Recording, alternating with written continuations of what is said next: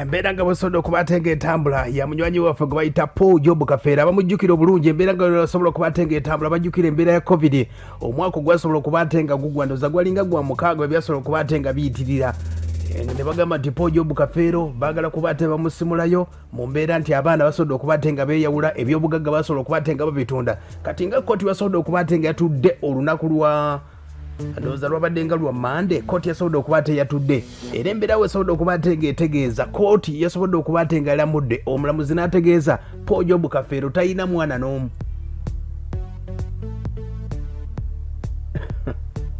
Ensala ya kkooti yasobodde okubaate nga yalaze bweti Paulo Kafeero talina mwana n'omu akadde kano kkooti bwegamba paka nga basobodde okubaate bakola DNA ka DNA gye bagenda okubaate nga bakola eyina okubeera mu bintu bibiri okulonda ku muganda wa Paulo Kafeero ne bakola DNA oba ne bagenda ne bakola kiri kyenkutegeezezza okubaate nga bamugjayo Paulo Kafeero okumuziikula ne bategeeza buli eyatunda yenna ennyumba gamba nti kikyonna ayina oluyimba lwa Paulo Kafeero eyagula buli kintu kyonna ekya Paulo Kafeero agenda kubaate nga akizaayo kkooti bwe yasaze. Abamu ku baana bennasobodde okubaate nga nkubiddeko okubategeeza batubuulire embeera nga basobodde okubaate nga etambula mu kkooti. Waliwo omwana muwala bamuyita Nalukwago Keti nga y'omu ku bagamba nti bossi baana ba Kafeero nga bwenda kutegeeza DNA yasooka yalaga nti Kafeero alina abaana bana bokka kati babala kye bawakanya nkutegeeza kkooti yo yagambye Kafeero talina mwana wadde n'ogo kati abaana bagenda ku DNA yiino omwana wuno ategeeze. Omulamuzi yatugambye tuwandiike ebbaluwa tugizeewo mu kkooti eraga ffe kye twetaaga kyekya DNA. Era ye n'agamba takiinaako buzibu kati ye yalina otubuulira tugenda kukozesa methodi ki oba methodi ki oba kuggyayo omuzeeyi oba kuddamu kukeberera ku bataata abaliwo. Omulamuzi yalina essalawo ne baddokita be era yagambye agenda kufuna baddokita aba gavumenti bamubuulire okusinziira ku buli kye twakozesa nti bakeberera ku baana kati ye yagenda okubuuza baddokita ki ekiddako. Ndowooza owulidde embeera nga bwetambula nakubidde ku mukulu gwe bayita Swazi wano nno Swazi bamuyina Swazi niga Kafeero ebya DNA yabigamba katya be bamu ku baavaayo ne bagamba nti limu kusooka be baana ba Kafeero abatuufu abana. Swazi mukubiddeko ye agamba bw'ati aganiko ebintu bya kkooti badde nsaba soka ebiggeeko bya kkooti era nga obiwulira biba bya kkooti lwakuba kati abamu ebibaamu mawulire leka biba kiba kirungi tetubyogirako kkooti ewaffe kubanga abantu boolaba ndivumbiweera myaka muzeeyi wange gye yafiira akafuuze mba ndaba kiribbeta n'encafa muganda wange kubanga ebikayani by'omuntu w'emyaka 36 kalange kyengana ndikumpi kugiweera ndaba byakucapa bibisinga munene tulinde kkooti yeesalawo byesalawo anyway kati gwe ngeri gy'oli muntu wange ebintu byakuddamu kukesa gwe mulamu oguliwo tewali nnyo kyamaanyi. Aya basi akabuzo kali kamu kokka bagenda kukebera ku muganda wa Paulo Kafeero oba okumugjayo kati ewali ekibuuzo kkooti yasobodde okubaate nga ebategeeza bawandiike mu nnaku z'omwezi nga 2+ bagenda okubaate nga kkooti ebawa ekyokuddako. Nkubiddeko ku musika ono gwe bagamba nti wakiwanyi mbu Kafeero teyamwagala Martin Kafeero mukubiddeko n'ategeeza bonna balinze DNA.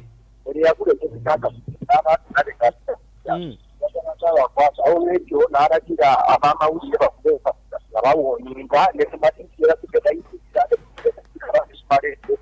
yakifula yakifula n'alagira ndekirala bagenda kutera kusayi n'abaana bagenda bakebera ddi yakubatenda kuzomuze tugenda okusayo oyo nno bamuyita Martin Kafeero. Wano nno tukyali ku Nalukwago Keti ng'atubuulira kkooti yasobodde okubaate nga yabategeezezza kkooti yabategeezezza bitya wuuno akyatubuulira. Mu kkooti twagenda ne basooka ne batugamba covid waali tebakkiriza mpu bantu bangi beetaagayo abantu bana ate n'ekyo olw'ensonga famire yaffe ennene abaana 10 toyinza kujjako baana 2 ku baana abaana bali eri abeeyita abaana toyinza kujjako 2 nabo abantu bebaali baagalayo abantu 4 kati kkooti n'etwongerayo paka nga 8 ogwokubiri. Omunana ogwokubiri era gwe guno wetwabaddeyo. Okay. Yes sir. Kati ebbaluwa y'omubadde mwagimaze oba temunnama? ebbaluwa essaawa zino gye tuliko looya waffe gy'ali mu kuwandiika. Wulira bino bigwa badde awakana. Omulamuzi yabategeeza nti Kafeero talina mwana. Wulira bibino. Okay, kati enkwatagana yaddamu nabana abaana abali bagamba nti bo si baganda bammwe oba era enjawukana zikyaliwo. Tewali nkwatagana yonna w'ensonga kati ekiriwo omulamuzi yagambye essaawa zino Kafeero talina baana okuggyako nga tumaze okukola DNA. Okay. Yes sir. Wulira abatunda ebintu. Baswaza abatunda ebintu babagambye bwe bati. Omulamuzi yagambye buli eyagula ekintu kya Kafeero n'alowooza okugula yagula mpewo. Nene nyumba y'ekajjansi. Byonna buli yagula mpewo. Era yagambye looya waffe awandiike n'ekiwandiiko ekirala kigende mu mawulire ekiraga nti buli eyagula n'alowooza okugula n'eyawayoko ku ssente bw'abawaddeko za bitundu bituuki yagula mpewo. Aya basi ndowooza owulidde kkooti nga basobodde okubatenga etambula wiiki eno. Omusango badde gutambula bali bagujja mu mawulire kati baguzizza mu mawulire olw'embeera nti bonna abaagula babategeeza bave ku nnyumba ezo ey'ekajjansi buli kyonna ekya Paulo Kafeero. Kkooti yasobodde okubatenga yebiinako obuvunaanyizibwa akadde kano paka nga DNA esobodde okubatenga efuluma. Abajjukira obulungi omukyala gwe bayita bisirikirwa yagamba alina DNA.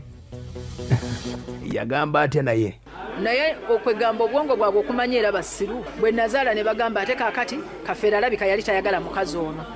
Alabika ndowooza yali mukwano gwe. Ebyo byonna kati babyogera kubanga ensonyi zibakwata. Nze banvumanga bugumba kati balina kyakunvuma kirala. Naye nze njagala okukakasa nga nze siri mukazi mutiitiizi. Abamanyi bonna siri mukazi mutiitiizi. Ate siyimirira mu lutalo. Nze neddiranga bisiyimirira mu lutalo nga sirumaleeko. Byawongo bye bibasumbuwa. Famire yaabwe ejjudde sitaani. Omuzimu gubabonyaabonya. Banoonya kusima musajja magombe kumuteekako maddagala gaabwe na byawongo. Era nkoowoola abantu bonna abaziika Paulo. Ngabo mwakungana ne mumuziika mujja mubeewo nga bamuziikula bamuteekeko ebyawongo nga mula. Aya basi oyo yali bisirikirwa obudde bulinga bakayana mu nsonga zonna kati bizeemu olw'embeera nti babategeezeza buli eyatunda kyonna oba yatunda bandi. Wabula omukulu gwe bayita Angel Sekandi yabagamba bw'ati luli mu nsonga ziri okukunamya mwesensule kuba bajjaga kujeni senga mu byali tebalimu abaana bataano babana so senga tebesensudde bandisigaze ejjojo gandi batata banzala wa Paulo kubanga ojja kusanga abaana ba Paulo terajjaga abanyina nti ndaga kitango nkufuula mu nsongereku kati nze kyebayinza okukola kirinda okubayamba mu bana amala okwesonsula abali babasigaddewo nje bayamba nengabulya byemmanyi ebyekusifu ku Paulo. Aya basi Paulo Kafeero Angel Sekandi yali omusika we naye mu bintu by'endongo nakutegeeza kyebasobola okuba tebamutuusaako bamuloga omumwa ne guziba kati yateereramu mpolampola naye era layini ezisinga zabulabula.